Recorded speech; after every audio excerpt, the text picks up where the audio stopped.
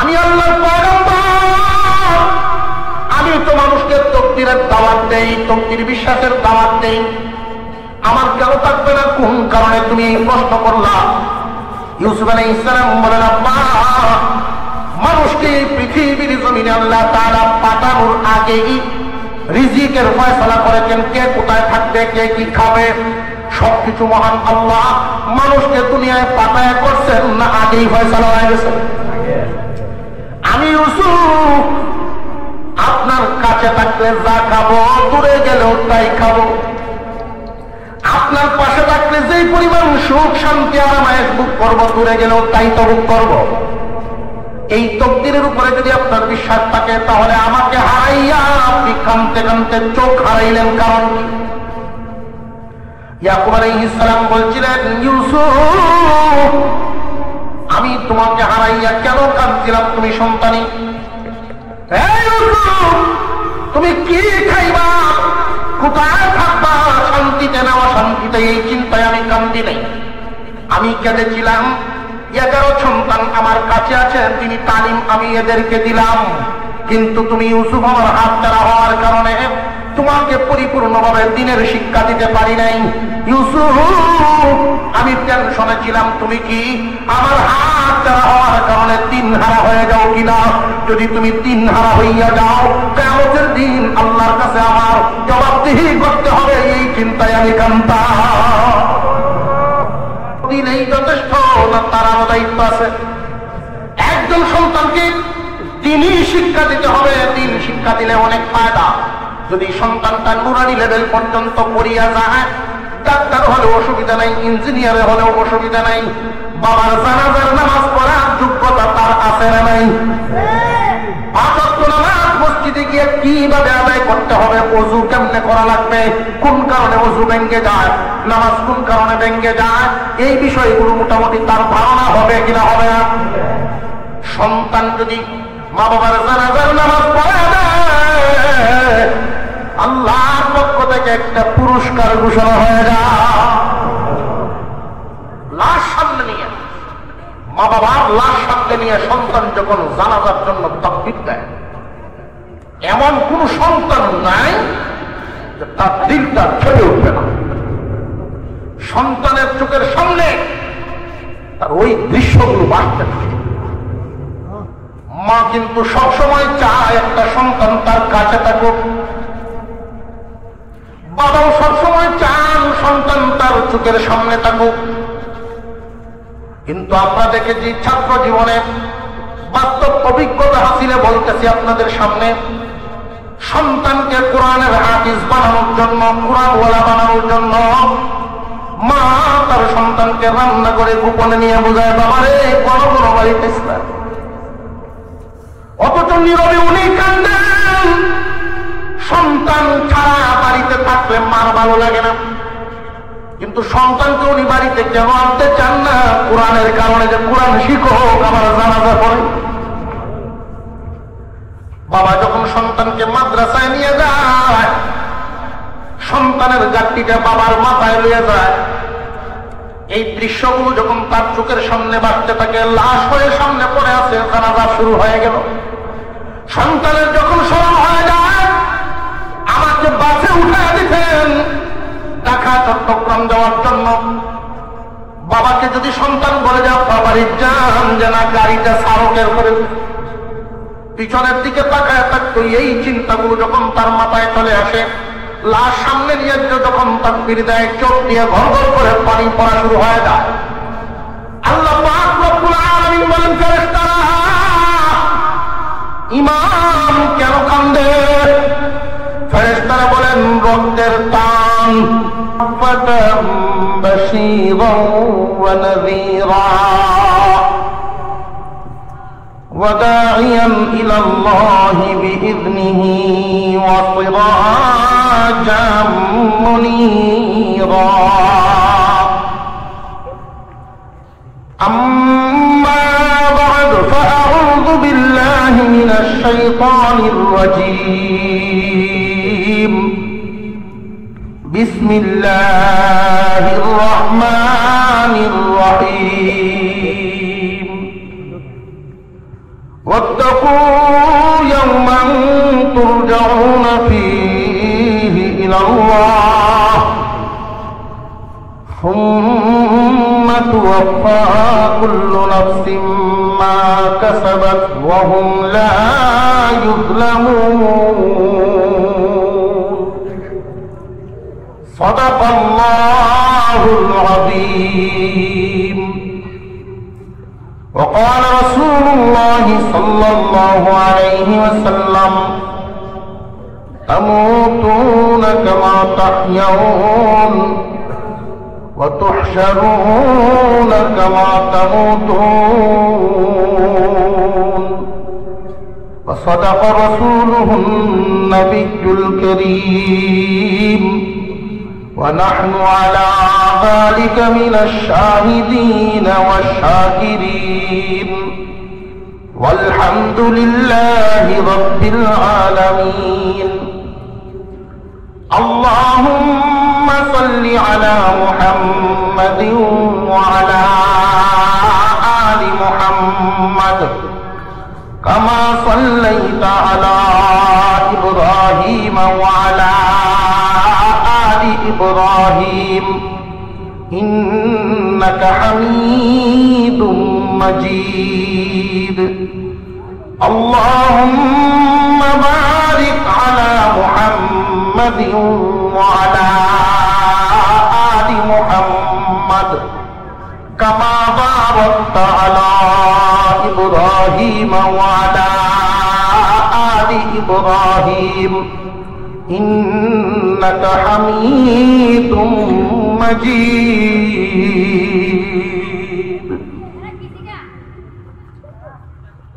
বানিয়াচং যাত্রাভাষা ইসলামী যুব সমাজ বনমতুরা রহমানিয়া হাফিজিয়া মাদ্রাসার যৌথ উদ্যোগে আয়োজিত 3 দিনব্যাপী 20তম তাফসীরুল কোরআন মহাসম্মেলনের আজকের দিনের শ্রদ্ধাভাজন সভাপতি সাহেব হযরত উলামায়ে কেরাম মুরব্বিয়ানে আগাম সর্বস্তরের মুসলমান ভাইয়েরা পর্দার আড়াল থেকে আলোচনা শুনছেন দিনদার ইমানদার মুসলমান মা ও বোনেরা আল্লাহ পাক রব্বুল আলামিনের দরবারে অসংখ্য অগণিত শুকর আদায় করি অন্তরের অন্তঃস্থল থেকে শুকর আদায় করি যিনি অত্যন্ত দয়া করে আমাদেরকে মানুষ বানায় দুনিয়াতে পাঠাইছেন আল্লাহ যদি ইচ্ছা করতেন যে কোনো একটা প্রাণী বানায় পাঠাতে পারতেন তিনি একান্ত দয়া করে বিনা দরখাস্তে বিনা চাওয়ায় মানুষ বানায় পাঠাইছেন আর প্রত্যেকটা মানুষের জন্য আল্লাহ তাআলা একটা করে জান্নাত বানায় রাখছেন আপনারা প্রশ্ন করতে পারেন হুজুর প্রত্যেক মানুষের জন্য যদি জান্নাত বানায় রাখেন ফেরাউন হামান আবু জেহেল আবু লাহাব উতবা সাইবা এদের জন্য কি জান্নাত বানায় রাখছেন আল্লাহ হ্যাঁ আদম থেকে নিয়ে কিয়ামত পর্যন্ত এমন কোন মানুষ নাই যে মানুষের নামে একটা জান্নাত নাই আল্লাহ পাক প্রত্যেকের নামেই একটা করে জান্নাত বানাইছেন এই মানব জাতি মানব আল্লাহর প্রিয় সৃষ্টি এই পৃথিবীতে আমরা যা কিছু দেখি বা না দেখি সমস্ত কিছু আল্লাহ তাআলা বানিয়েছেন হুকুমের মাধ্যমে শুধু মানুষকে বানিয়েছেন আল্লাহ কুদরতি হাত লাগায় এবং এই পৃথিবীতে আমরা যা দেখি সমস্ত কিছুই আল্লাহ সৃষ্টি করেছেন মানুষের সেবার জন্য ইন্নাদ দুনিয়া খুলিকাত লাকুম ওয়া ইন্নাকুম খুলিকতুম লিল আখিরাহ এই পৃথিবীর যা কিছু আছে সবকিছু সৃষ্টি করা হলো তোমাদের জন্য আর তোমাদেরকে সৃষ্টি করা হলো আখিরাতের জন্য এই পৃথিবীটা আমাদের থাকার জায়গা নয় যে যত চেষ্টাই করুক পৃথিবীতে থাকতে পারবে না। আপনি আপনার চেষ্টা অনুযায়ী সর্বোচ্চ চেষ্টা করে দেখতে পারেন, দুনিয়াতে থাকতে পারবেন না। দুনিয়া বড় নিষ্ঠুর, দুনিয়া আপনাকে রাখবে না। যেই ব্যবসার চেয়ারের মধ্যে বসে আজকে আপনি আল্লাহ ভুলে গেছেন, আখিরাত ভুলে গেছেন, সেই চেয়ার প্রতিদিন আমাদেরকে ধিক্কার দিচ্ছে। তোমার মতো বহু মালিক আমার উপর বসছে, এই জাতের ব্যবসায়ী অনেক দেখেছি, কাউকে আমি রাখি নাই। যেই জমির উপরে আমরা হালবাই, চাষাবাদ করি, ওই জমি প্রতিদিন আমাকে দেখে ওয়াজ করে যে তুমি এটা মনে করো না যে আমি তোমার স্থায়ী সম্পদ। আমার বুকে তোমার আগে অনেক কৃষক এসে হাল চাষ করছে, সব আবার আমার মতো মাটির ভিতরেই ঢুকে গেছে। তুমিও একদিন ঢুকে যাবে, তুমিও থাকতে পারবা না। সুতরাং আল্লাহ পাক তোমাকে যেই জায়গার জন্য বানাইছেন, আখিরাতের জন্য, আখিরাতের জায়গা হলো দুইটা, একটার নাম জান্নাত আর একটা জাহান্নাম। আল্লাহ যে তোমাকে এত সুন্দর করে বানাইলেন, এত আদর করে বানাইলেন, আল্লাহকে খুশি করে যদি দুনিয়া ছাড়তে পারো তোমার ঠিকানা হবে জান্নাত। আল্লাহকে খুশি করে যদি দুনিয়া ছাড়তে না পারো তোমার ঠিকানা হবে জাহান্নাম। ওইখানে আর মরণ নেই, ওইখানে আর বিদায় নেই। জান্নাত আর জাহান্নামের মাঝখানে মওতকে টেনে টেনে টেনে ফেরেশতারা ঘোষণা দিবে, খুশখবরি লও জান্নাতীরা, মওতকে জবাই দেওয়া হচ্ছে। এর মানে হলো এই মওত কোনদিন তোমাদের কাছে আর যাবে না, তোমাদের মৃত্যু আর হবে না। শান্তি যে শুরু করেছ, সুখ শান্তি ভোগ করছো তো করছো, আর জীবনে শেষ হবে না। এই চামড়া কোনদিন তোমাদের খুঁজ হবে না, চুল কোনদিন শুভ্র সাদা হবে না, মুখের রুচি কোনদিন কমবে না, চোখের পাওয়ার কমবে না। অনন্ত কালের জন্য আল্লাহ তাআলা জান্নাত বানায় রাখছেন, সুখ শান্তি ভোগ করতে পারব। কিন্তু আমরা তো এমন পাগলামি শুরু করছি দুনিয়াতে, বাচ্চামি শুরু করছি দুনিয়াতে। দাদা আর নাতি একসাথে দাওয়াত খেতে গেছে। খানা পিনার একটা সিরিয়াল আছে না আইটেমের, সর্বপ্রথম আইটেমের নাম কি? ডাইল। সর্বপ্রথম হয়তো সবজি বা ভর্তা একটা কিছু দিবে নিরামিষ, তাই তো? এটাই কি খানার সিরিয়ালের আইটেমের সর্বোত্তম আইটেম, না আরো ভালো ভালো রয়েছে? অনেক রয়েছে। দাদা নাতি একসাথে খাইতে বৈশা দাদায় তাকায় দেখে নাতি ভর্তা দিয়ে সারা থালের ভাত মাখাই লেছে সব। তো দাদা বলতেছেন, কিরে তুই ভর্তা দিয়ে সারা থালের ভাত মাখাই লেছিস, আরো কিছু দিব নাকি? দাদা বলতেছেন, আরে গাধা, মাত্র তো শুরু কেবল। এই দুনিয়ার জমিনের নাজ নিয়ামত দেখা আমরা আসলে আখিরাত ভুলে গেছি। দুনিয়ার ক্ষণস্থায়ী অবস্থা দেখা সব আমরা ভুলে গেছি। ভাই, এই দুনিয়ার জমিনের যেই বস্তুগুলোর লোভ আমাদের অন্তরে জায়গা গেছে, কোনটার দিকে আপনি তাকায়া বলতে পারবেন ওইটা স্থায়ী? কোনটাই স্থায়ী নয়।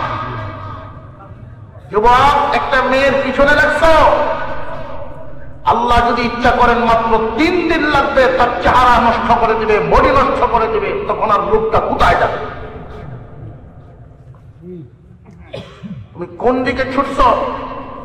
আল্লাহ তাআলা তোমার জন্য স্থায়ী ব্যবস্থা রাখছেন আখিরাত, দুনিয়াটা স্থায়ী নয়। এই পৃথিবীতে আমরা যা কিছু দেখি, আল্লাহ তাআলা আখিরাতের নমুনা রাখছেন, স্যাম্পল রাখছেন। আখিরাত হলো আমাদের জন্য গোডাউন। সুবহানাল্লাহ। এই দুনিয়ার জমিনের মোহমায়ায় পড়ে হালাল হারাম বেদ বিচার না করে বেশিরভাগ ইনকামের রাস্তা খুঁজতেছি হারাম রাস্তা। রাতারাতি বড় লোক হওয়ার স্বপ্ন দেখতেছি হারাম পথে। জেনে রাখবেন একটা কথা, হারাম খায়া পচা গান্দা শুকর কুকুরে খাইতে পারে, মোটা হবে, তাজা হবে। পচা গান্দা খাবার খায়া মানুষের কোনোদিন ফায়দা হতে পারে না। ঠিক তেমনি আমরা মানুষ, আমাদেরকে আল্লাহ তাআলা দয়া করে মানুষ বানায় পাঠাইছেন দুনিয়াতে, আরো নিয়ামত দিয়েছেন, আখিরি জামানার পয়গম্বর বানাইছেন, পয়গম্বরের উম্মত বানাইছেন। এই আখিরি জামানার পয়গম্বরের উম্মত হওয়ার জন্য এমন কোন নবী নাই যিনি দোয়া করেন নাই। আপনি আমি তো দোয়া করি নাই, আল্লাহ তাআলা এমন ভাবে রাখছেন, বানাইছেন। যখন রুহের জগতে আমরা সব একসাথে ছিলাম, আমরা বাজারে গেলে যেইভাবে বাসা শুরু করি, ফল কিনলে, তরকারি কিনলে চাপে মাপা শুরু করে দিই না, কিছু বাইছা বাইছা আলাদা করি। আল্লাহ পাক রুহের জগতে বাইচা বাইচা কিছু রুহু আলাদা করলেন। ফেরেশতারা জিজ্ঞাসা করেছিলেন, আল্লাহ এগুলো আলাদা করলেন, আলাদা কেন করলেন? আল্লাহ বলেন, আলাদা করলাম, এই আলাদা করা বাছাই করা রুহুগুলো আমার হাবিবের উম্মত হবে। আল্লাহ তাআলা আমাদেরকে এত মর্যাদা দিয়েছে। এই উম্মত জান্নাতে প্রবেশ করার আগ পর্যন্ত কোন পয়গম্বরের উম্মত জান্নাতে ঢুকতে পারবে না। এই উম্মতের মর্যাদা, মুসা আলাইহিস সালাম একদিন তাওরাত তিলাওয়াত করেন। তিলাওয়াত করতে করতে এক সময় পাইলেন এমন এক জাতি এই জগতে আগমন করবে, যেই জাতির জন্য নির্দিষ্ট কোন স্থানে গিয়ে ইবাদত করতে হবে এমন বাধ্যবাধকতা এইভাবে দেওয়া হবে না, পৃথিবীর পুরা জমিনটাকে মসজিদ বানায় দেওয়া হবে। মুসা আলাইহিস সালাম বলেন, তাহলে এই নিয়ামতটা আমার উম্মতকে দেন, আমার উম্মতের জন্য সহজ হবে ইবাদত করা, নামাজ পড়া তাদের জন্য সহজ হবে, অসুবিধায় পড়লে ঘরে আদায় করে নিবে, অসুবিধায় পড়লে রাস্তায় হাওড়ে আদায় করে নিবে, আপনার হুকুম পালন করতে এদের জন্য সহজ হবে, আমার উম্মতকে দেন। আল্লাহ পাক জানায় দিলেন, এই বাজেট তো পাস হয়ে গেছে আমার হাবিবের উম্মতের জন্য।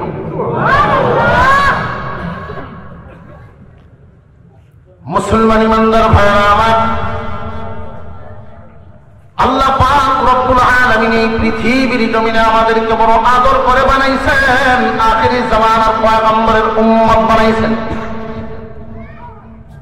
এই উম্মতের পরিশ্রম হবে কম, উম্মতের জন্য আল্লাহর পক্ষ থেকে বদলা দেওয়া হয় বেশি।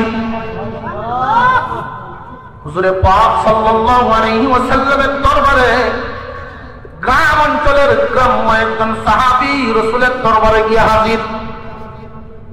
আগে নবীজি, আমাকে আপনি সহজভাবে ইসলাম শেখায় দিন, আমি একজন গরিব মানুষ, পরের জমিনে পরের ক্ষেত খামারে আমি কাজ করি,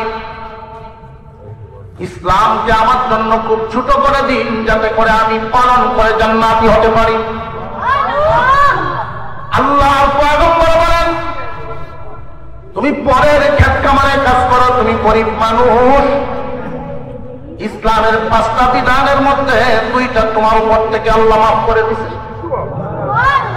হজ এবং যাকাত গরিবের উপরে আসে না ধনীদের উপরে।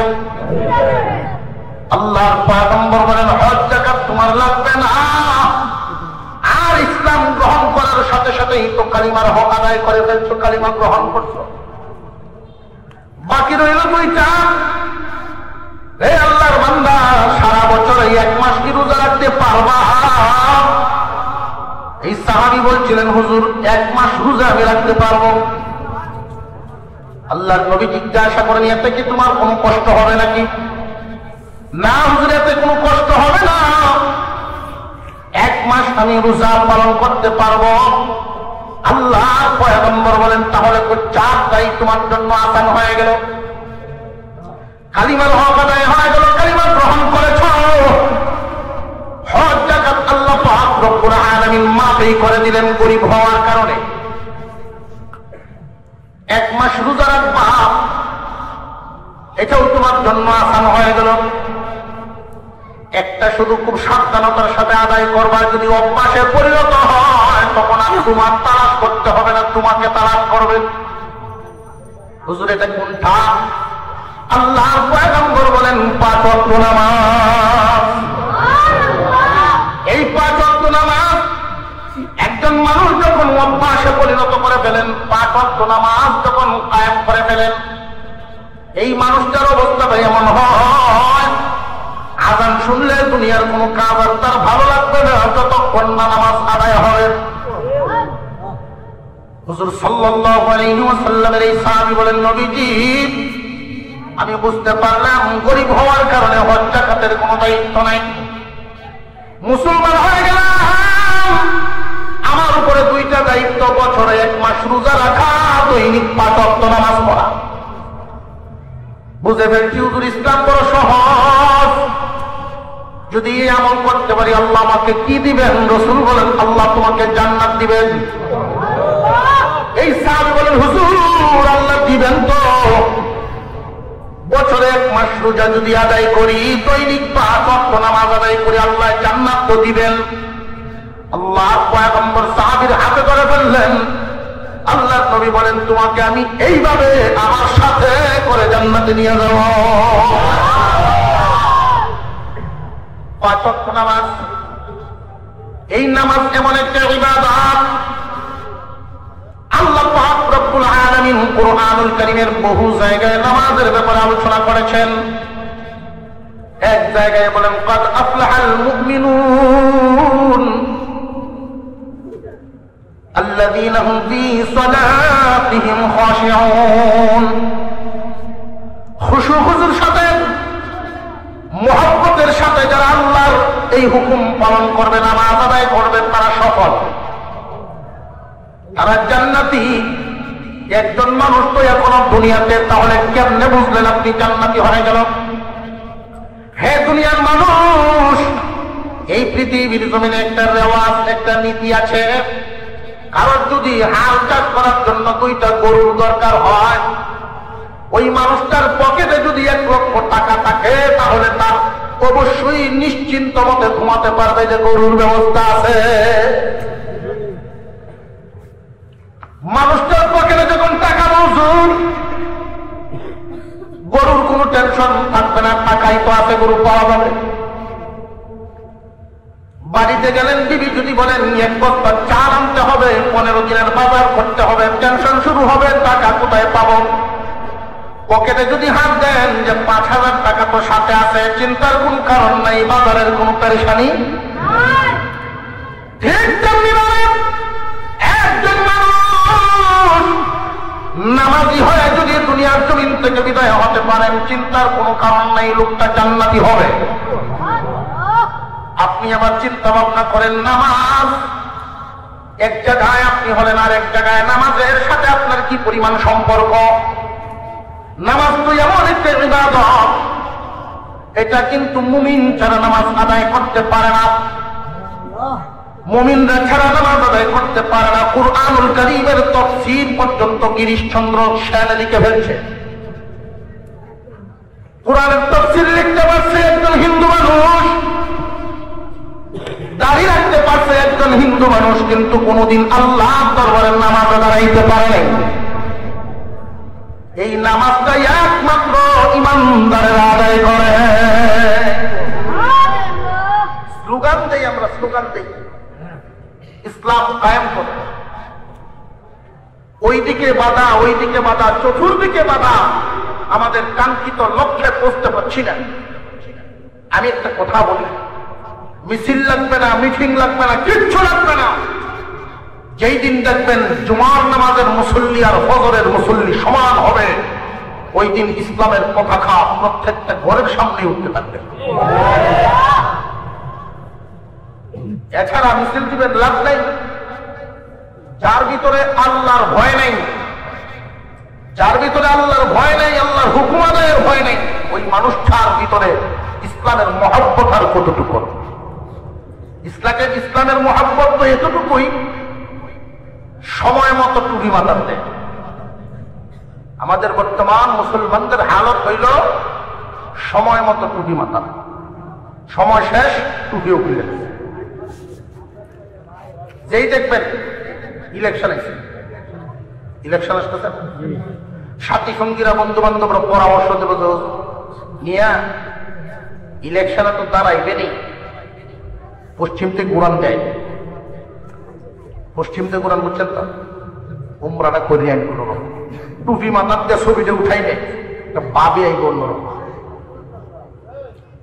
নামাজ ইলেকশন কাছাইছে, দেখবেন নামাজ শুরু হয়ে গেছে, 6 অক্ট ভরে মাঝে মাঝে। 6 অক্ট কেমনে? আসরের নামাজ অনেক সময় 15 মিনিট বেশ কম হয় এই মসজিদ আর ওই মসজিদ।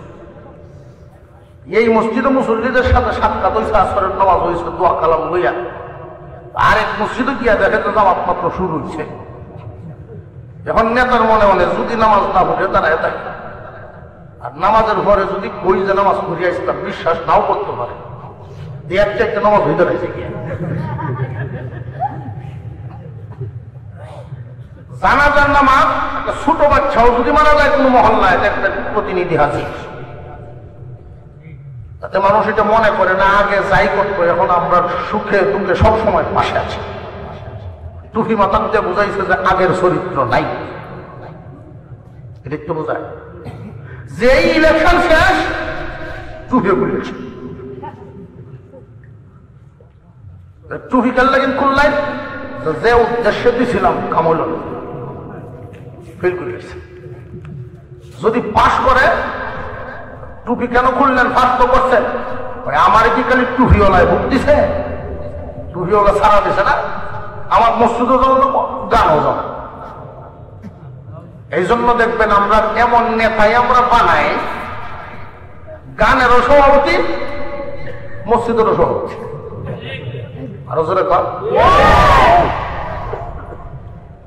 যতদিন পর্যন্ত দায়িত্বশীলের হাতে দায়িত্ব না দেওয়া হবে, যে নিজের দায়িত্বই পালন করতে পারে না, জনগণের দায়িত্ব কিভাবে পালন করবে? যতদিন পর্যন্ত আমরা ব্যক্তি চিনতে না পারবো, জায়গা মতো জায়গার জিনিস না দিব, ততদিন আমাদের কপাল ঘুরবে না। আমরা একটু মাঝে মাঝে কিছু কইয়েন বললে বোঝা যাইতেছে যে এই যে ঊর্ধ্বগতি শুরু হইল, দ্রব্যমূল্যের দাম লাফায়া বাড়তেছে, এগুলো আমরা তো বলার দরকার নাই। আমরা অসুবিধা আছে কোনো? সারা বছর দাওয়াত দেয় হয়েছে নাই, তেল 500 তেল লিটার হলে তো অসুবিধা নেই। জেনে রাখবেন, যেই দিন মানুষের দাম বাড়বে, ওই দিন জিনিসের দাম কমবে। মানুষের দাম যখন কমে যায়, জিনিসের দাম আল্লাহ বাড়ায় দেয়। আল্লাহ পাক আমাদেরকে এই পৃথিবীতে পাঠাইছেন এমনি এমনি, আল্লাহর উদ্দেশ্য আছে না নাই? কিয়ামতের কঠিন ময়দানে সূর্যটাকে মানুষের একদম কাছাকাছি আঘাত উপরে এনে স্থাপন করবে। হাসরের ময়দানে মানুষের মাথার কাছে চলে আসবে এই সূর্য। এই সূর্যটা যখন তাপ দিতে থাকবে, মানুষের মগজ গলে গলে পানি পানি হয়ে পড়তে থাকবে, চিল্লাইতে থাকবে, কাঁদতে থাকবে। আল্লাহ পাক রব্বুল আলামিন যে রহমানুর রহিম, কিন্তু আল্লাহ তাআলার আরেকটা নাম আছে, তিনি কাহ্হার। দয়ার দিকে উনি সবচাইতে দয়াবান, রাগের দিকে উনি সবচাইতে।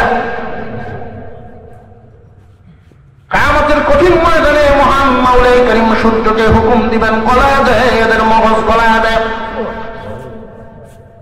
পৃথিবীর জমিনে আমি আল্লাহ এদেরকে আমি কি না দেই, কি না দিলাম, সব তো এদের জন্যই দিলাম। জামাই যদি শ্বশুর বাড়িতে যায়, দেখবেন রাত গভীর 3টার সময় শাশুড়ি মুরগ ধরে রেখেছে মুরগি, ছোট ছোট মুরগির বাচ্চাগুলো ছৌ ছৌ করে ডাকে, মা মা করে চিল্লায়। আমি আল্লাহর সৃষ্টি, আমার কি মায়া লাগে নাই? এরপরে আমি ওই বান্দা বান্দীদের আমল নামায় কোনো গুনাহ লিখি নেই, হালাল করে দিয়েছি এদের জন্য। এই নিয়ামত খায় আমি আল্লাহর ইবাদত এদের আমলনামায়। ছোট্ট একটা বাছুর, গাভীর দুধ পুরাটাই তো বাছুরে খাওয়ার কথা, পেট করে খাবে আরো থাকবে। কিন্তু এই মালিক রাতের অগ্রভাগে এই বাছুরটাকে আলাদা বেঁধে রাখে, গাভীটাকে আলাদা বেঁধে রাখে। সারা রাত বাছুরটা যখন চিল্লায়, মাগো মা আমার বড় খিদা লাগছে, গাভী বাছুরটায় কথাবার্তা হয়, আমরা তো তাদের ভাষা বুঝি না, আল্লাহ বুঝেননি না বুঝেন না। বাছুরটা চিল্লায় আর বলে, মাগো আমার বড় খিদা লাগছে, মালিক আমার বেঁধে রাখছে, আমার তো ছাড়ে না, আমি আসতে পারি না। মা গাভীটায় তখন একটু আওয়াজ দিয়ে বুঝায়, একটু ধৈর্য দাও, সকাল হলেই মালিকে এসে ছেড়ে দিবে। যেই মাত্র সময় হয়, আমরা যখন বাছুরটাকে ছেড়ে দেই, দেখবেন প্রথমেই একটা লাফ দেয় খুশিতে, খুশিতে একটা লাফ দিয়ে দৌড় দেয়, মার উলানের মধ্যে ধরে যখন সে তৃপ্তি সহকারে দুধ খাবে, ক্ষুধা নিবারণ করবে, পেট পড়বে, এই আশায় যখন টান শুরু করে দেয়, মালিক কিন্তু গিয়া বাছুরটাকে আবার 2-3 বার লাগাই আলাদা করে ফেলে। এক ভর্তি দুধ দহন করে বাছুরটাকে যখন ছেড়ে দেয়, এই বাছুর গিয়া দুধ টানে, কিন্তু তার তৃপ্তি সহকারে দুধ পায় না। দুধ যখন পায় না, তখন বাছুরটা মুখ দিয়া উপর দিকে একটা গুঠা দেয়, মাঝে মাঝে গুঠা দেয় আর বুঝায়, মাগো দুধ নেই। অনেক চেষ্টার পরেও তার পেট ভরে নেই। তখন এই বাছুরটা মার মুখের সামনে যায়, ও মা, তোমার যে দুধ ছিল দুধ তো নেই, আমার পেট ভরে নাই। দুধ তো নিয়ে গেল মানুষের। ওই মা গাভীটায় তখন দেখবেন বাছুরটার নাকে মুখে চুমা দেয়, চাটিয়া দেয়, চাটিয়া চাইতে তারা আদর করে বোঝায়, বাবারে তরে আর আমার আল্লাহ বানাইছেন এই মানব জাতির সেবা করার জন্য, তরে আর আমার আল্লাহ বানাইছেন ওদের সেবার জন্য। আল্লাহ পাক রব্বুল আলামিন ওই দিন সূর্যটাকে বলবেন, এদেরকে মগজ গলায় দেয়। পৃথিবীর জমিনে আমি এমন কোন নিয়ামত নাই যেই নিয়ামতটা ওদেরকে আমি খাওয়াই নাই। যার যা দরকার সময় আসার আগে আমি হাজির করে দিলাম। একটা বাচ্চা মা গর্ভে যখন থাকে, পৃথিবীর কোন মানুষ তার জন্য টেনশন করতে হয় না, চিন্তা করতে হয় না। মহান আল্লাহ পাক গরমের সিজন হোক, শীতের সিজন হোক, সন্তানটাকে মার গর্ভে নিরাপদে থাকার জন্য উপযোগী ব্যবস্থা করে দেন। এইবার ভূমিষ্ঠ হবে, এই ভূমিষ্ঠ হওয়ার রাস্তাটাও আল্লাহ প্রশস্ত করে দেন। পৃথিবীর কোন ডাক্তার, কোন দার্শনিক চিন্তা করে পায় না এটা কিভাবে সম্ভব। আল্লাহ রাব্বুল আলামিন কুরআনুল কারীমের ভিতরে বলেন, আল্লাহু আখরাজাকুম মিন বুতুনি উম্মাহাতিকুম লা তা'লামুনা শাইআ। আল্লাহ বের করেছেন, তোমরা চিন্তা করে কেমনে পাইবা? পৃথিবীর কোন মানুষ এই রাস্তা প্রশস্ত করতে পারবে না, একমাত্র আল্লাহ বাহির করেছে। আল্লাহু আখরাজাকুম, আখরাজা ইউখরিজু ইখরাজান, যার অর্থ হলো আরেকজনে বাহির করা, নিজে নিজে বাহির হওয়া নয়। মার গর্ভের থেকে তুমি বাহির হতে পারতে না যদি আল্লাহ তোমাকে বাহির না করতেন। আল্লাহ তোমাকে বাহির করেছেন। এই বাহির করার পরে মা স্তনের সর্বপ্রথম যেই কয়েক ফুটা দুধ থাকে, গ্রাম অঞ্চলের অনেক মহিলারা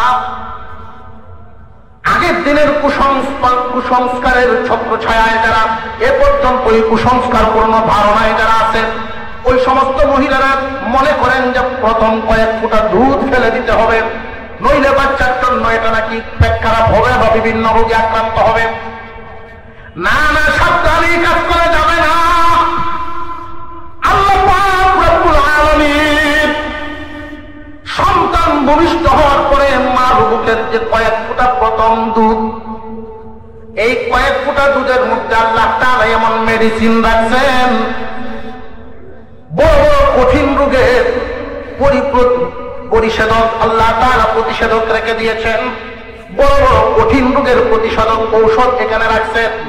এবং এই পৃথিবীর জমিনে যে বাচ্চা আসবে, বাতাসের সাথে কিভাবে ম্যাচিং হবে, সূর্যের সাথে কিভাবে ম্যাচিং হবে, এই দুনিয়ার আবহাওয়ার সাথে কেমনে ম্যাচিং হবে, পৃথিবীর কোন ডাক্তারের ব্যবস্থা করেন না, করেছেন আল্লাহ। আল্লাহ পাক রব্বুল আলামিন সবকিছু আমাদের জন্য দিলেন সহজ করে। মানুষ এই পৃথিবীতে বেঁচে থাকার জন্য সবচাইতে জরুরি যে সমস্ত বস্তু আছে, যেগুলো ছাড়া মানুষ বাঁচবে না, ওইগুলো মহান মৌলাই কারীম মানুষের জন্য আসান করে দিয়েছে। সূর্যের আলো ছাড়া মানুষ বাঁচবে? বানিয়াচঙ্গের কোন দোকানে সূর্যের আলো বেছে? বাতাস ছাড়া মানুষ বাঁচবে না। বাতাসকে আমাদের প্রতিদিন কিনা লাগে নাকি? আর একটু জোরে কয়ে, আপনার আওয়াজে বোঝা যায় না হুজুর কিনন লাগে। আল্লাহু আকবার। কিনন লাগে মাঝে মাঝে যদি অক্সিজেনের অভাব হয়, অক্সিজেন কিছু কিনে। আল্লাহ তাআলা এটা বুঝাইছেন। সৌদি আরবের একজন লোক 24 ঘন্টা উনি অক্সিজেনের সেবা নিয়েছেন। এই অক্সিজেনের সেবা নিয়ে 24 ঘন্টা পরে যখন হাসপাতাল থেকে বাসায় যাবে, তো হাসপাতাল কর্তৃপক্ষ ওনার সামনে বিল পেপার ধরায় দিচ্ছেন। দেখেন 3000 রিয়াল ওনার বিল আসছে। এই 3000 রিয়াল বিল কাগজটা দেখা অজরে কান্না শুরু করে দিচ্ছে। ছেলেরা বলতেছে, আব্বা মাত্র 3000 রিয়াল বিল আসলো, এতে আপনি কান্দেন? 3000 রিয়াল তো আমরা এক বৈঠকেই খরচ করি। আমাদেরকে আপনি পড়াশোনা করায় যোগ্য করেছেন, ডাক্তার ইঞ্জিনিয়ার। ডাক্তার ইঞ্জিনিয়ার সন্তানরা থাকতে মাত্র 3000 রিয়াল বিলের চিন্তায় আপনি কান্দেন? বাবা বলেন, না রে বাবা, এই 3000 রিয়াল বিলের চিন্তায় আমি কান্দি না। আমি কান্দি কিয়ামতের কঠিন ময়দানে এইভাবে যদি একটা বিল পেপার ফেরেশতারা আমার সামনে ধরায়া দেন, সারা জিন্দেগি ভর আল্লাহ দেওয়া অক্সিজেন আল্লাহ ওই বিলটা পরিশোধ করে তারপরে কদম বাড়াও। বলো রে বাবা, ওই দিন কি তুমি ডাক্তার ছেড়ে থাকবে? ওই দিন কি তোমার ভাই ইঞ্জিনিয়ার সে থাকবে নাকি? কিয়ামতের কঠিন ময়দানের কথা আমার মনে হয়ে গেছে। আল্লাহর নিয়ামত ভোগ করতেছি কিন্তু গোলামি করতে পারছি না। এই যে বাচ্চারা একটু আগে প্রদর্শনী দেখাইলেন, কত সুন্দর জান্নাতের বাগান। যারা বাচ্চাদেরকে এই লাইনে পড়ান তারা কিন্তু ঠকেন না, তারা ঠকেন না। কেমনে? একজন মানুষের যখন সফর শুরু হয়ে যায়, আজরাইল আলাইহিস সালামের সাথে 500 ফেরেশতা পাঠায় দেন মহান আল্লাহ।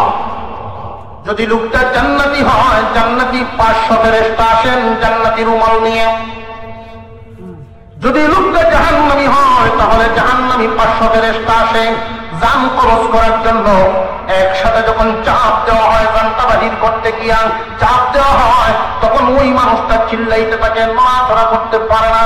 চিল্লায় বলতে থাকে, ফেরেশতারা রে, আমার একটু ছেড়ে দাও, একটু আসান করে দাও। আমার এই পৃথিবীর জমিনে থেকে যা ইনকাম করলাম, ব্যাংক ব্যালেন্স, টাকা পয়সা, জায়গা সম্পত্তি যা আছে সবকিছু তোমরা নিয়ে নাও, তবু আমার একটু হালকা করে দাও। ছাড়া কিন্তু হবে না। এইভাবে মানুষের উপরে যখন চাপ প্রয়োগ করা হয়, আজরাইল আলাইহিস সালাম মওতের সময় চাপ দিয়ে জান বাহির করেন। আল্লাহ পাক রব্বুল আলামিন ফেরেশতা পাঠান, তারা চাপ দিয়ে জানটা যখন বাহির করে, মানুষের বড় কষ্ট হয়, নড়াচড়া করতে পারে না। এমন অবস্থা হয় যায়, একটা রোগ আর একটা রোগের সাথে আমাদের বডির সম্পর্ক আছে না? আমাদের বডির একটা রোগ আর একটা রোগের সাথে সম্পর্ক আছে। যখন টান দিয়ে আত্মাটা বাহির করে, রোগগুলো আর থাকে না, তাদের সমস্ত রোগ চিরে যায়। কিন্তু পক্ষান্তরে যদি আপনার একটা বাচ্চাকে আল্লাহর কালাম পড়ায় থাকেন, তাহলে এই বাচ্চা তখন আপনার উপকার করতে পারবে। ছেলে সন্তান যদি কয়েকজন হয়, একজন ডাক্তার, একজন ইঞ্জিনিয়ার, আর একজন হল ব্যাংকের বড় অফিসার, একজন বানাইছেন কোরআনের হাফেজ, চোখে দেখি ইলমে দ্বীন অর্জন করলে, ইলম হাসিল করলে খুব ছোট ছোট। বাবারে যদি কেউ জিগায় তোমার ছেলেদের কি হালত, ডাক্তারের কি অবস্থা, গৌরী বাবা ডাক্তার তো এখন বেটা দুনিয়ার জান্নাত সুখ শান্তি হাসিল করতেছে, এই বেটা তো এখন খুব সুখী মানুষ, কয়েক লাখ টাকা তার ইনকাম। যে ইঞ্জিনিয়ার তো আরো দাদে আছে, তার অবস্থা আরো ভালো। ব্যাংকের যেই বড় অফিসার হয়ে তো লাল কেমনে যে সকালেও উঠতে জানে বিকালেও একজন মেসা বানিয়েছিলেন হুজুর, কার জিন্দিগিটাই শেষ। ইয়ার চিন্তাই তো আমি এই একটা জ্বালাই আছে, বড় ফোরা ইসলাম মাদ্রাসা না হইল বড় কোনো আলিম, না হইতে পারলো বড় হাফিজ, আমরা গ্রামের মহল্লার মসজিদের ইমামতি করে, আর আমার যে গৃহস্থী আছে এই গৃহস্থীতে দেখাশোনা করে। তার আয় ইনকামের অবস্থা কি? কেউ দিতেও পারে না, কারোর কাছে ছাওয়াও লাগে না। অবস্থা কি খুব খারাপ? যদি জিজ্ঞাসা করা হয় তোমার এই ছেলে তো 5 ওয়াক্ত নামাজের ইমামতি করে, বাড়িটাকে ইসলামী নিয়মে পর্দা হুশিদার সাথে রাখে, সুন্দরে চলতেছে, ডাক্তারের কি অবস্থা? নামাজ পড়ে না, নামাজের সময় এখন হোক আছে হোক, কি বয়স হয়েছে নামাজ পড়তে হবে? মনে হয়েছে বালে গিয়েছে না।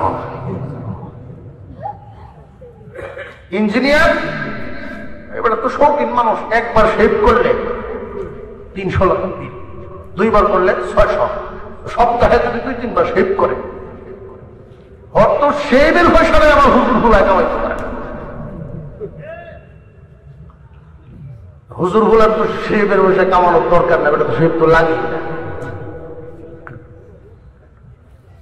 কিন্তু ইন্তেকালের সময় এই লোকটার যখন সখরাত শুরু হয়ে যাবে, ডাক্তার ছেলে এসে বলবে আব্বা আমি আইছি, মুন্সিগঞ্জের লম্বা লম্বা কলা লই আইছি, আব্বা সাগর কলা। তুমি ডাক্তার হুদাইছো, আমার কি হয়েছে? আমার একটু আজাবটা কমায় দাও। এই সময় যদি ডাক্তারের প্যারাসিটামল লেখা কেমন? ইঞ্জিনিয়ার হুদাইছো যদি বলে আমি মুক্তা গাছার মুন্ডা লই আইছি, মুন্ডা তুমি খাও, তোমার শ্বশুরে খাও, পারলে আমার আজাবটা একটু কমায় দাও। সম্ভব হবে? ব্যাংকের অফিসার ছেলে যখন সামনে এসে দাঁড়ায়, আব্বা আপনার কি হয়েছে বলেন, টাকা পয়সা যা লাগে আপনার মাত্রাস লয়ে যাই। কামইতো না রে বাবা, মাত্রাস কি আজরাইল নাই? ওইখানে নিলে কি আজরাইলের চাপ দিতে পারবে না? যেখানেই নেওয়া হোক না কেন আমাকে চাপ তো দিবে, এই চাপটা একটু কমায় দাও। কেউ পারে না, কিন্তু এই হিফজখানায় পড়ার কারণে, আল্লাহর কালাম সহি শুদ্ধ করে শিকার কারণে, মাদ্রাসায় যখন পড়ে আলেমুন আমাদের জবান থেকে শুনেছিল আল্লাহর কালাম যদি মুমূর্ষ ব্যক্তির পাশে তিলাওয়াত করা হয়, মহান আল্লাহ পাক রব্বুল আলামিন তার সাকরাতের আযাব আসান করে দেন।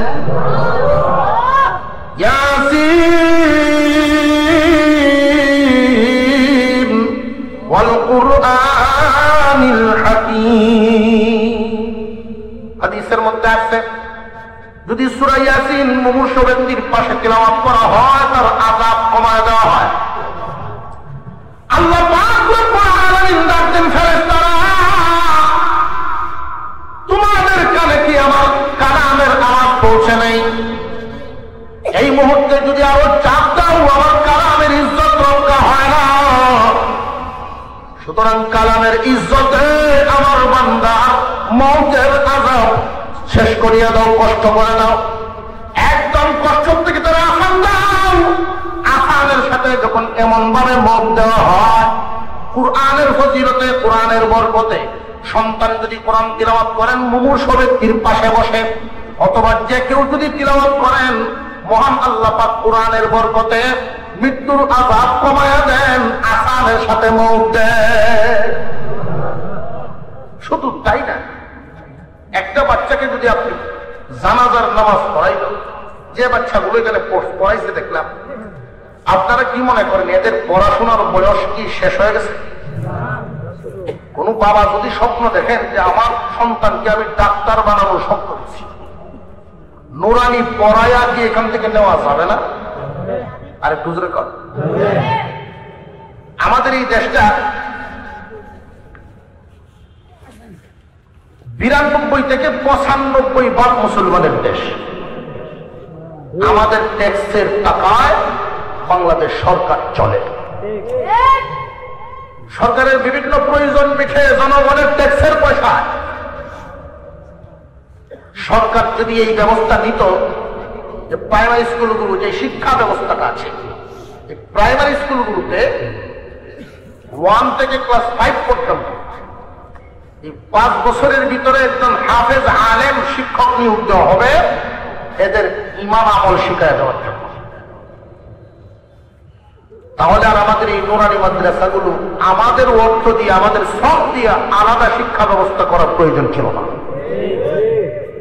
কিন্তু সরকার কি করে? আরো জোরে কর, বরং যা ছিল এটা আরো সাদে ছাড়তে ছাড়তে অবস্থা এখন কেমন হয়েছে। এক বেটা গেছে বাজারে, শখ করিয়া কাপড়ের দোকানো কে বলতেছে একটা পায়জামা দেবো, মানে পায়জামা নিতে আসছে, কত পাঞ্জাবি লাগতো না, না পাঞ্জাবি আছে ঈদের সময় ধরে ছিলাম এটাই চলবো, পায়জামা একটা দেবো বিয়াই বেড়েছে। সময় খুব কম, মাফামাফি সময় নাই, টান দিয়ে পায়জামা লই গেছি বাড়ি গিয়ে দেখে পায়জামা কিনতে আদাত লম্বা হয়, আদাত লম্বা পায়জামা কিনতো যদি এদিক দিয়ে বললে রাখে ফ্যাট খুললে থাকে।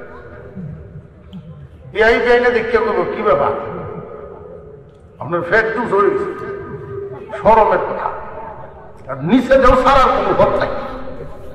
বিবি সাহেবকে বলতেছে না পায়জামাটা কিনছিলাম তো ঠিক এই তো বেতাল হয়ে গেছি, আদাত কাটিয়া সুন্দর করে সিলাই দিচ্ছে।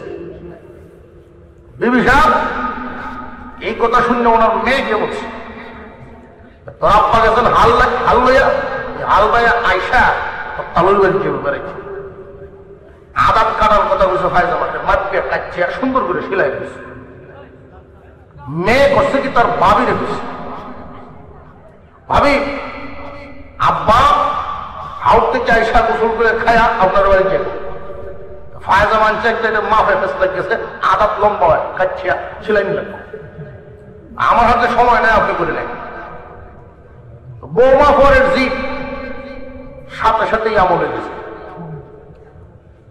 মেয়ে চিন্তা করতেছে আম্মা যা অনেক কইল, আমি নিজেও করলাম না, ভাবি কি কইল কি করলো কি না এটা আমি জানলাম না।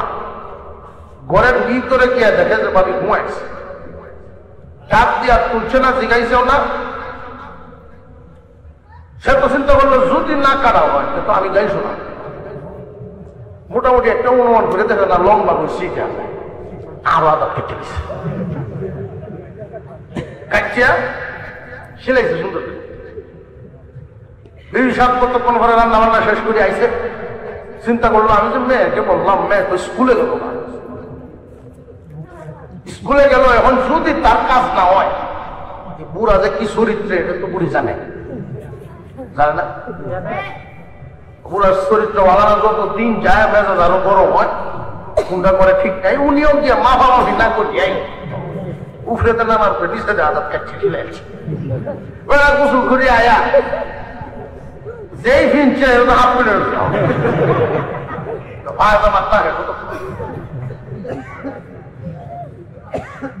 এমন এক সময় ছিল আমাদের ঈমান আমল ঠিক রাখার জন্য যে ব্যবস্থাপনা যা দরকারের চেয়ে বেশি ছিল, আর এখন ছাড়তে ছাড়তে ছাড়তে ছাড়তে এখন আমরা আন্ডার মার্কা বানাই আছি। আমাদের ঈমান আমল তো আমাদেরকেই হেফাজত করতে হবে। জেনে রাখবেন আল্লাহর রাসূল যে বলছেন প্রত্যেক মুসলমান নরনারীর উপরে ইলমে দ্বীন হাসিল করা ফরজ। এই নূরানি লেভেল পর্যন্ত সমস্ত নরনারী ছেলে হোক মেয়ে হোক প্রত্যেককেই এই পরিমাণ জ্ঞান অর্জন করে এরপরে স্কুল কলেজ যেখানে পড়াতে পারেন পড়া, অসুবিধা নেই। কিন্তু এই পর্যন্ত যদি পড়ায় না নেন তাহলে কিন্তু শেষ জীবনে আপনার জন্য সাংঘাতিক মুসিবত দাঁড়ায়। কেমন মুসিবত? আমরা এখানে যারা আছি বেশিরভাগই তো আশা করি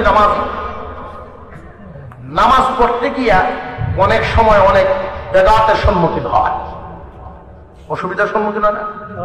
অনেক মানুষ নামাজ পড়ে না না জানার কারণে। অনেক মানুষ নামাজ পড়ে না না জানার কারণে।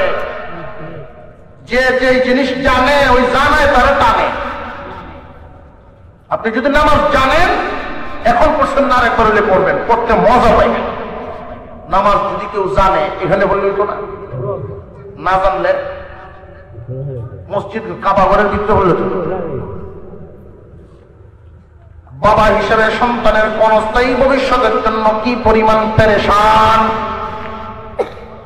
একটা সন্তানকে আপনি এই দেশের সর্বোচ্চ শিক্ষা অর্জন করালেন, এই সন্তানের ভবিষ্যৎ করার জন্য আপনি টার্গেট করেছেন প্রয়োজনে 10 খেত জমিন বিক্রি করবেন, তবু তার ভবিষ্যৎ ঠিক করার জন্য আপনি যে পরিমাণ পয়সা লাগে তার পিছনে ব্যয় করবেন। এই ভবিষ্যৎ আপনি যে ঠিক করছেন তার এই ভবিষ্যৎটা কত কালের? আমি আগেই বলছিলাম এটা কি স্থায়ী ভবিষ্যৎ না অস্থায়ী ভবিষ্যৎ? মুসলমান ইমানদার ভাইরা আমার, আমরা আমাদের সন্তানদেরকে নিয়ে যে চিন্তা ভাবনা করি এটা অস্থায়ী চিন্তা বেশি করি, স্থায়ী চিন্তা কম করি। এই জন্য স্থায়ী চিন্তা বেশি করা দরকার। অস্থায়ী চিন্তা হলো টুকটাক, স্থায়ী চিন্তা হবে ঠিকঠাক। আখিরাতের জন্য একদম কমপ্লিট চিন্তা করতে হবে। আপনার সন্তানকে আপনি দেশের সর্বোচ্চ শিক্ষিত বানালেন, কিন্তু কোরআন শিখান নাই, সে মূর্খই রয়ে গেল। আমরা অনেকেই মনে করতে পারি হুজুর বড় হইলে শিখবো না, তার শিক্ষা সে শিক্ষা লইব, এটা সম্ভব না। কারণ বড় বড় শিক্ষিত মানুষ দেখা গেছে শেষ জীবনে যদিও কোরআন শরীফ বাংলা দেখে অথবা চেষ্টা ফিকির করে কিছু হইলেও শিখে, কিন্তু মক্তবের শিক্ষার মতো শিক্ষা হয় না। শেষ জীবনে বুঝতে পারে এমন বিপদ যে জাফরুল্লাহ আছে না মুরব্বি, দাঁত করিয়া ফা করলো ফা কর, ফা করলো ফা হলো স্যার, উচ্চারণ সম্ভব।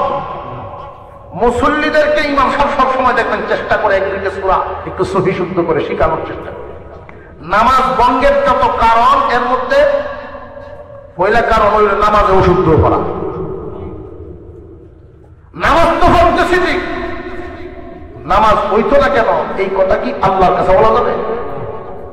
দুনিয়াটা পরীক্ষার হক। ভুল লেখলেও লেখার অনুমতি দেওয়া আছে, সহি লেখলেও অনুমতি দেওয়া আছে। বুঝবো কোন দিন ফলাফল পাশ করেছে। দুনিয়ার জমিনের যদি 5 শতক জায়গা কিনি, এই জায়গা সম্পর্কে আমি না বুঝলেও যে বুঝে তার কাছে আমরা যাই কিনা যাই না?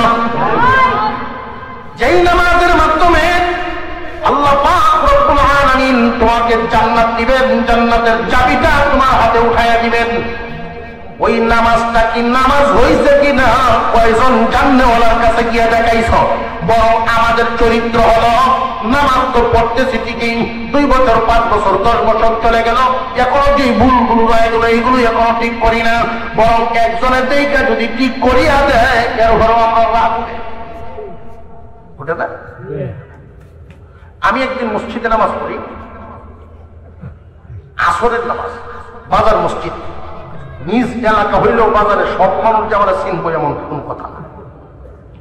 হুজুর হিসাবে একটা মূল্যায়ন করছে উনি, বাবাজি সামনে আসে, মুরব্বী মানুষ ডাকতেছে, আমিও গেছি, একসাথে পাশাপাশি নামাজে দাঁড়াইছি। 2 রাকাত নামাজ শেষ আসরের, 3য় রাকাত যখন নামাজ শুরু হয়েছে, বুক পকেটে মোবাইল এসে ভাইব্রেশন করা বাজতেছে, কল আইছে। উনি ফোন রিসিভ করে হচ্ছে নামাজ দিচ্ছি। ওই একটা দিক লক্ষ্য রাখছে, ওরা জোরে কিছু কইছে না, আস্তে আস্তে আমি নামাজ ডাকিয়ে দিচ্ছে। যথারীতি আমরা যেভাবে নামাজ করছি উনি ওইভাবে করছেন। আমার সাথে হওয়ার কারণে এতটুকু তো বোঝা গেছে যে উনি কথা বলছেন। আমি বললাম বাজার আপনার নামাজ তো হয় নাই, আবার পড়তে হবে। আপনার বাড়ি কই? আগে যে সম্পর্ক, যে আচার আচরণটা ছিল পুরা পরিবর্তন। এই মসজিদে আমি বাজারে আসলে 70 বছর নামাজ পড়ি, এই পর্যন্ত কেউ ভুল ধরতে সাহস পেয়েছে না যে বাবা আমার মাফ করে দেন, আমি চিনচিটা আপনার। পরে তো মানুষ বুঝাইছে না কি কর, নামাজ কি কারণে নষ্ট হয় এটা আমাদের জানাই নেই। এই মক্তবে না পড়ার কারণে, পড়াশোনার দিনে ইলম কিছু না থাকার কারণে অবস্থাটা কেমন হয় পয়সা সবকিছু কামাইলো, শেষ জীবনে হজ করে আসলো। হজ করে আসার পর মক্কা মদিনার মাটি ফাললেই কি মাসলা আছে সব জানা হয়ে যায়। আমরা তো এরকম ধারণা আছে হাজি সাহেব কি করে শুনি আমি, মাসলা ওকে জিজ্ঞাসা শুরু করে দিই। হাজি সাহেবের তো পাগড়ি পুটি বানিয়েছে পয়সা জুব্বা জবা ফিন দিয়া, যখন যদি মাসলা উনি না কইতে পারে ওনারা তো একটা মিষ্টিজের ব্যাপার সেটা। উনিও চিন্তা করে আমার কাছে জিগাইলো মক্কার মাটি ভাই দিয়ে আইলাম, যদি কইতাম না পারি আমার বেলা মনে করবো কি এর হলটা করলো। উনিও বলা হলো একটা কইলা। এই হাজি সাহেব গেছে নামাজ, আসরের সময় গিয়ে দেখে ইমাম নাই। ইমাম নাই তো এখন ইমামতি তো করতে হইব। একজন আর একজনকে ঠেলা ঠেলি শুরু হয়েছে। ফুসাকে তো হাজি সাহেব পায়, ফুসাকে ওটা পায় না, সকলে করতেছে না, ফুসাকেও হয় ইজ্জতেও হয় না। হাজি সাহেব মাল তো নাই, তো ভাইকে এখন না চিন্তা করলো এইভাবে যে আমরা খেলতেছে যাওন তো লাগবে, মাপ নাই যাওন লাগবে। একটা সুবিধা হয়েছে আসরের নামাজ হওয়ার কারণে আমার সূরা কেরাতে কেউ শুনতো না। আমি যদি খালি হিসাব নিকাশটা ঠিক রাখি, আল্লাহু আকবার ঠিক মতো কইয়া উঠা বসাটা মিল রাখতাম পারি, দেখতে হয়ে গেল না। মিল করিয়া ৬০ রাকাত নামাজ শেষ করছে, সৌ সেজদা দিয়া নামাজটা শেষ করছে। সৌ সেজদা দিচ্ছে এর আগে। নামাজে যদি ওয়াজিব ছুটে যায় ভুলের কারণে সৌ সেজদা দিলে নামাজ সহি হয়ে যায়। ইমামগণ এটা করেন, এটা জানা আছে। এইরকম সালাম ফিরানোর আগে সেজদায় সাহু দিয়া নামাজ শেষ করছে। মুসল্লি তো সবাই সমান থাকে না, কিছু মানুষ আছে না ঠেটা উঠায় কথা বাইর করে, তারা পিছিয়ে ছুটছে চা খাইব দোকানো কানা কানি যে হইসা উঠা বসা তো সব ঠিকই আছে। সেজদাটা কেন লাগিয়ে দিলেন বুঝলাম না, তো বুঝতে না, সবটা বুঝান বলা না। কনা ভাই স্যার একটু না বুঝলে আপনি মক্কা মদিনা পাইনি কত কিছু শিখিয়েছেন, গোপন কিছু থাকবে কই নেওয়া গেছে। কনা এটা গোপন হয় কখন যেতে এটা লাগছে। অবশেষে কইতে বাধ্য হয়েছে, সালাম ফিরানি রাখে অজু ছুটে গেছে।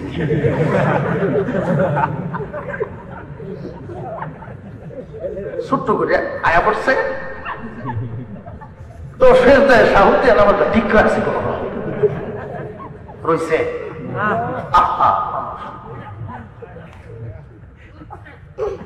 অন্তত পক্ষে ছেলে মেয়েকে 3 বছর এখানে পড়ালে তাদের পড়ার বয়স তো শেষ হচ্ছে না।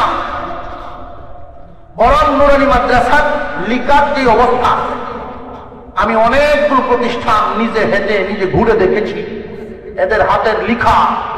আপনি যদি 3 বছর এখানে একটা বাচ্চাকে পড়ান, তার হাতের লিখার যে যোগ্যতা হবে, স্কুল থেকে মেট্রিক পাস একটা বাচ্চাকে সামনে এনে বসান, যদি ওই নুরানির ছাত্রের লেখা সুন্দর না হয় ওই ফেরত দিব। সমস্যাটা কোথায়? সরকার যেহেতু আমাদের এই শিক্ষা ব্যবস্থাকে আমাদের সুবিধা মতো করে না, আমাদের ইসলাম আমাদের টিকায় রাখতে হবে, আমাদের ইমান আমাদের হেফাজত আমাদের করতে হবে। সন্তানের জন্য শুধু ভবিষ্যতের চিন্তা করবেন, এই অস্থায়ী ভবিষ্যতের চিন্তা করে লাভ নাই। স্থায়ী ভবিষ্যতের চিন্তা আগে করেন, স্থায়ী ভবিষ্যৎ যেন সে করতে পারে। আপনি যদি তারা নুরানিতে না পড়ান, নামাজ জীবনে পড়বে ঠিকই, কিন্তু ফলাফল তো জিরো হবে। আপনি যদি আপনার সন্তানকে নুরানি পর্যন্ত অন্তত পক্ষে ফরজিয়াত পরিমাণে ইলম হাসিল না করান, এই সন্তান জন্ম দিলেন ঠিকই, কিয়ামতের দিন এই আমলের কারণে যদি জাহান্নামে যায় বাঁচতে পারবেন না, বাঁচতে পারবেন না। আল্লাহ রাব্বুল আলামিনের কাছে কিন্তু আপনারও জবাবদিহি করতে হবে। সন্তান জন্ম দিলেন, শুধু খানা খাওয়াইলেন, কাপড় চোপড় পরাইলেন, এতেই কিন্তু যথেষ্ট নয়। তাকে দ্বীনি ইলম শিক্ষা দেওয়া আপনার উপরে জরুর।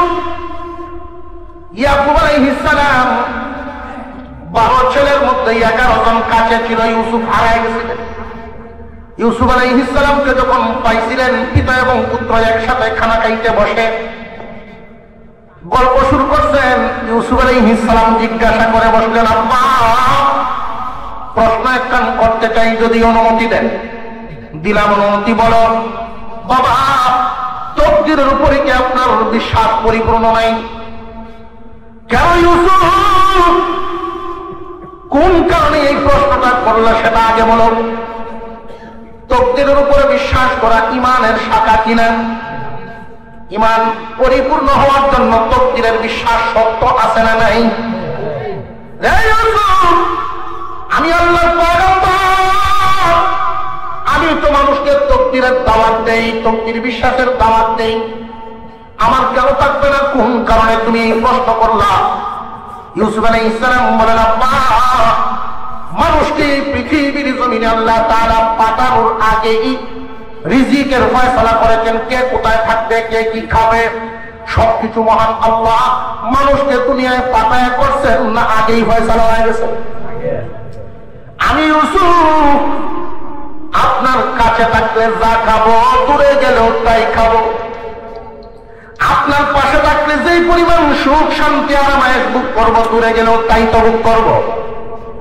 এই তকদীরের উপরে যদি আপনার বিশ্বাস থাকে, তাহলে আমাকে হারাইয়া আপনি কাঁদতে কাঁদতে চোখ হারাইলেন কারণ কি? ইয়াকুব আলাইহিস সালাম বলছিলেন, ইউসুফ, আমি তোমাকে হারাইয়া কেন কাঁদছিলাম? তুমি সন্তানী,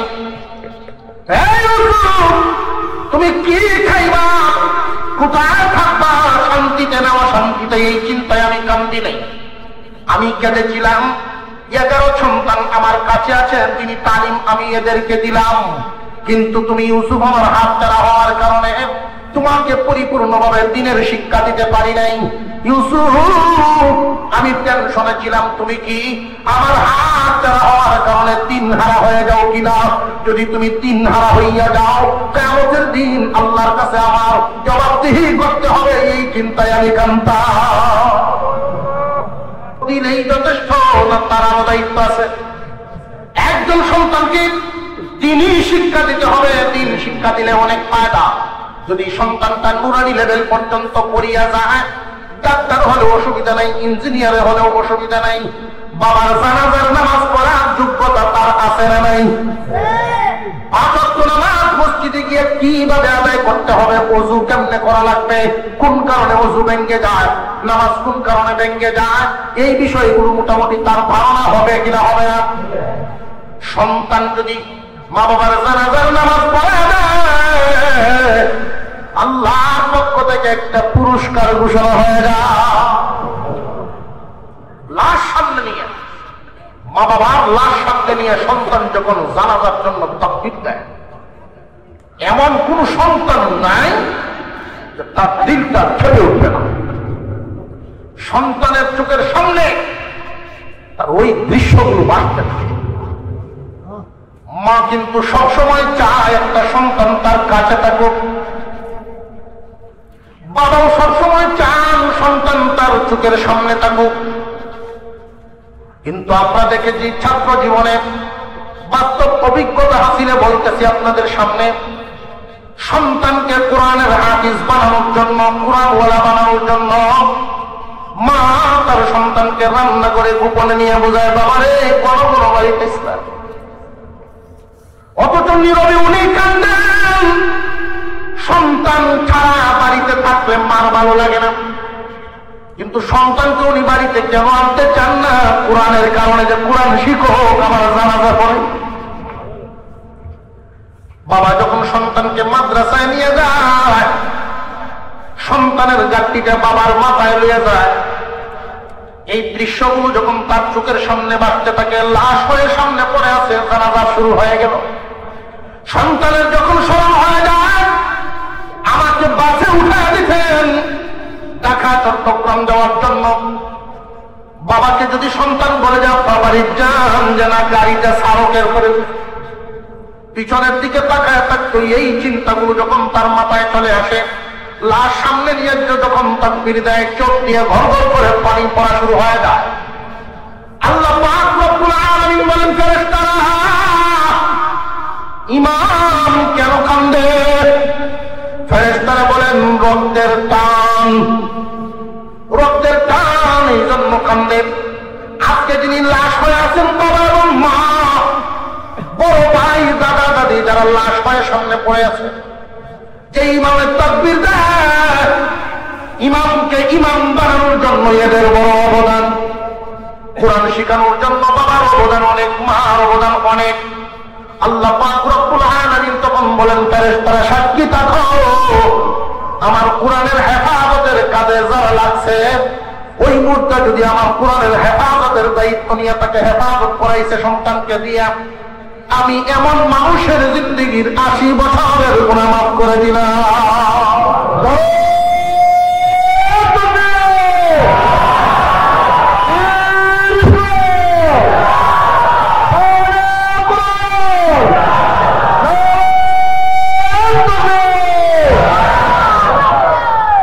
কিয়ামতের কঠিন ময়দানের হালত, একজন মানুষ গুনার কারণে জাহান্নামে সাব্যস্ত হয়ে গেল 100 বছর, 200 বছর, 1000 বছর জাহান্নামে সাব্যস্ত হয়ে গেছে।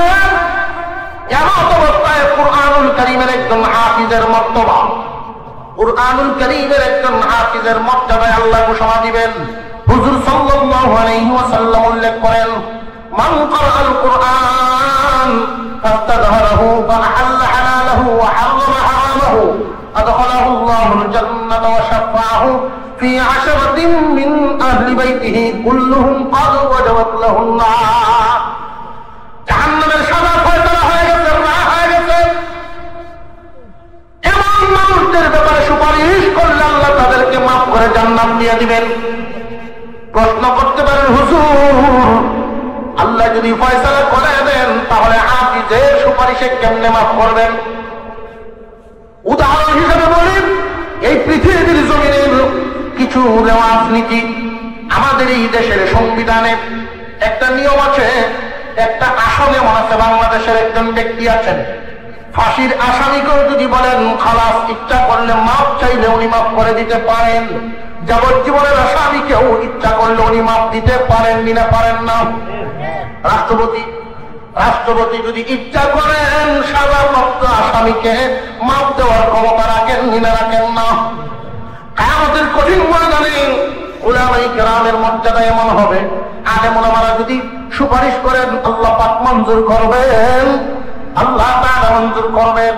এর মধ্যে হাফিজদের ব্যাপারে বলা হলো, যারা কুরআনুল কারীমের হেফাজত করেছে, আল্লাহর কালামের মুখস্থ করে হেফাজত, এই মুখস্থ অনুযায়ী হেফাজত করে আমল করেছে, কিয়ামতের কঠিন ময়দানে এই হাফিজদেরকে বলা হবে, যাও তোমার আহাল থেকে, তোমার পরিবার পরিজন থেকে 10 জন মানুষ, এই 10 জনকে সুপারিশ করে তুমি দলবদ্ধভাবে এদেরকে সাথে নিয়ে জান্নাতের ভিতরে ঢুকিয়ে দাও।